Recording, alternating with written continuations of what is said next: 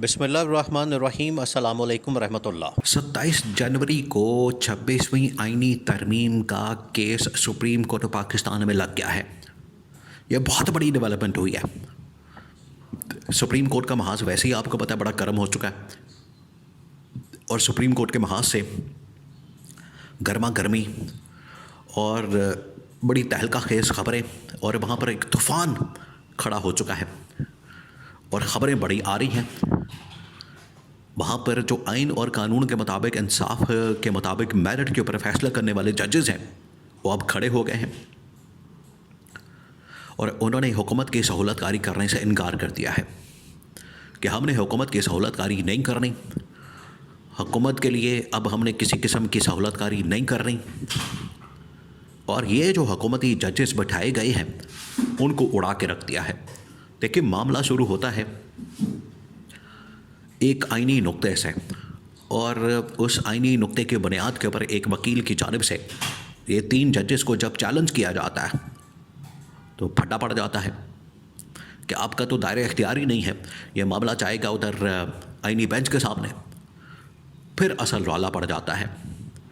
अब justice Mansoor Ali Shah, justice Ayesha Malik और justice Aqeel Abbasi, जिन्होंने इस केस को अपने बेंच के सामने लगाया था, 26वीं आईनी तरमीम का दायरा इख्तियार उसका तयन करने के लिए 26वीं आईनी तरमीम के तनाजुर में, वो अब मामला चला क्या है आईनी बेंच के सामने। पहले ये केस ख़ुद सुनने जा रहे थे और इसका तयन करने जा रहे थे, लेकिन अब ये मामला चला गया है आईनी बेंच के सामने।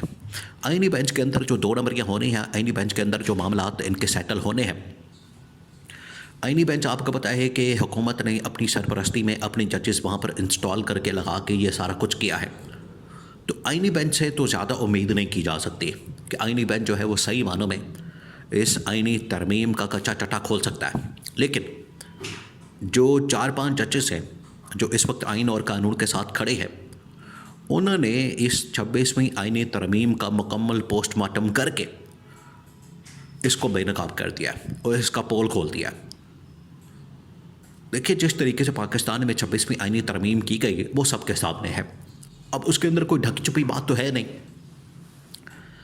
कि कैसे इमरान खान के बंदे तोड़े गए, किस तरह से PTI के बंदे तोड़ के, उनके ज़मीर ख़रीद के, पैसे चला के, मौलाना फजल रहमान के बंदे तोड़ के, हुकूमत के अंदर शामिल करवा के, पार्टियों को आपस में बैठा के, कट्ठा कुट्ठा करके यह 26वीं आईनी तरमीम की गई। अब इसमें तो किसी को शक नहीं है कि 26वीं आईनी तरमीम बज़ाते ख़ुद एक मतनाज़ तरीन तरमीम है। और दूसरा ये कि 26वीं आईनी तरमीम तो असल में ये सुप्रीम कोर्ट के ऊपर हमला करने के लिए आइन में एक तब्दीली की गई। तो ये ना सिर्फ आइन के ऊपर हमला था बल्कि सुप्रीम कोर्ट के ऊपर भी हमला था। और ये इनका माजी है, इनका ट्रैक रिकॉर्ड है, ये इनका पास्ट है, इनकी हिस्ट्री है। नून लीग और पीपल्स पार्टी का तरीका वारदात है।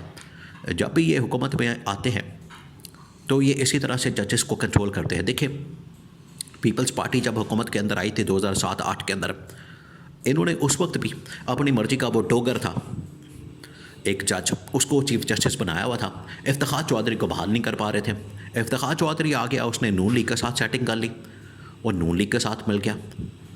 तो उधर भी उस वक्त जंग यही हो रही थी। पीपल्स पार्टी का अपना जज लगा हुआ था, नून लीग अपना जज लगाना चाह रही थी। तो रौला तो उस वक्त भी यही पड़ा हुआ था। फिर जब 97 के अंदर 2/3 मेजॉरिटी नवाज शरीफ को मिलती है, वो भी इस्टेब्लिशमेंट दिलवाती है, उस वक्त भी नवाज शरीफ ने अपनी मर्ज़ी के जज लगा के अपनी मर्ज़ी का आर्मी चीफ लगा दिया, अपनी मर्ज़ी के जजेस लगा दिए, अपनी मर्ज़ी का चीफ जस्टिस लगा दिया और अपनी मर्ज़ी का आर्मी चीफ लगा दिया। तो ये 2 इदारे हैं जिनको कंट्रोल करना चाहते हैं। पीपल्स पार्टी भी उस वक्त कंट्रोल कर रही थी।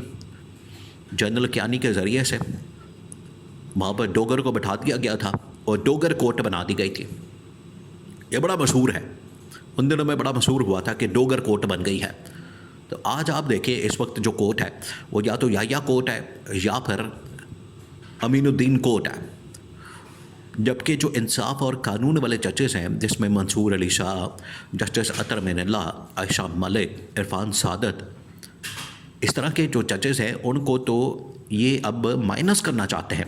ये चाहते हैं कि वहाँ पर कोई जज हो ही ना ऐसा जो कि आइन की बात करे, कानून की बात करे। तो अब 26वीं आईनी तरमीम क्योंकि एक बड़ी बोन ऑफ कंटेंशन बनी हुई है और 26वीं आईनी तरमीम एक असल में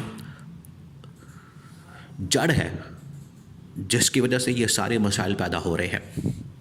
और इस 26वीं आईनी तरमीम में ने आपके पूरे के पूरे मुल्क के निज़ाम को हिला दिया है, उसको तब्दील कर दिया है, निज़ाम की चूल्हे हिला दी हैं। और सुप्रीम कोर्ट जो पाकिस्तान का सबसे बड़ा इंसाफ का इदारा है, वहाँ पर ये हालात है कि आपस में आज भी लड़ाई झगड़े, आपस में आज भी इख्तलाफात, आपस में आज भी भड्डे पड़े हुए हैं। अब इन जजेस की जानिब से ख़त लिख दिया गया और ख़त जो है वो ख़त के अंदर बड़े अहम तरीन इंकशाफात किए गए। देखिए, एक ख़त इससे पहले खतूत का असल में सिलसिला शुरू होता है कादी फ़ाइज़ ईसा के दौर से। और कादी फ़ाइज़ ईसा जिस तरीके से हुकूमत की सहूलतकारी करके इमरान ख़ान को टारगेट कर रहा था, इमरान ख़ान को जिस तरीके से निशाना बना रहा था, और इस्लामाबाद हाई कोर्ट के 6 जजेस ने उन दिनों में ख़त लिख दिया कि हमें इमरान ख़ान के ख़िलाफ़ फ़ैसला देने के लिए प्रेशर डाला जाता है, तो हम किसी प्रेशर में नहीं आएंगे। उन्होंने ख़त लिख दिया कादी फ़ाइज़ ईसा को और जस्टिस आमिर फ़ारूक को कि आप हमारे मामले में रहनुमाई करें, आप हमें सपोर्ट फ़राहम करें, हमें हिमायत फ़राहम करें, ताकि ये जो प्रेशर हमारे ऊपर आ रहा है इससे हमें कुछ रिलीफ़ मिल सके। उन्होंने बजाय रिलीफ़ देने के या इस मामले को सॉर्ट आउट करने के, इस मामले को सॉल्व करने के, उन्होंने क्या किया, उन्होंने लुच तल के अपना लुच तलते हैं, इन्होंने इस मामले को ही दबा दिया और उस ख़त की तहकीकात के लिए कमीशन बनाने के लिए बात की, बाद में उन्होंने दबा दिया उसको। वो आज तक नहीं कमीशन बना उसके ऊपर, आज तक नहीं बना। अब एक बार फिर से इन्होंने ख़त लिखा है जस्टिस मंसूर अली शाह ने और जस्टिस आयशा मलिक ने, और इसमें जस्टिस अमीनुद्दीन खान को और चीफ जस्टिस याहिया अफरीदी को उड़ा के रख दिया। वो ख़त के अंदर ये कहा गया कि हम जजेस सुप्रीम कोर्ट के सीनियर तरीन, और हमें पता ही नहीं होता कि हमारे सामने बेंच कौन सा है, केस कौन सा है, मुकदमा कौन सा है। आज हम सुनते हैं, कल उसको उठा के किसी और के पास भेज दिया जाता है।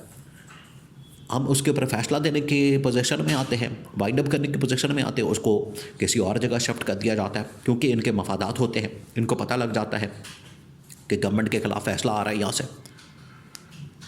तो ये हालात बन चुके हैं इस वक्त सुप्रीम कोर्ट पाकिस्तान में। तो अब 26वीं आईनी तरमीम के साथ साथ इंतखाबात के मामले को भी टिकअप कर लिया गया है।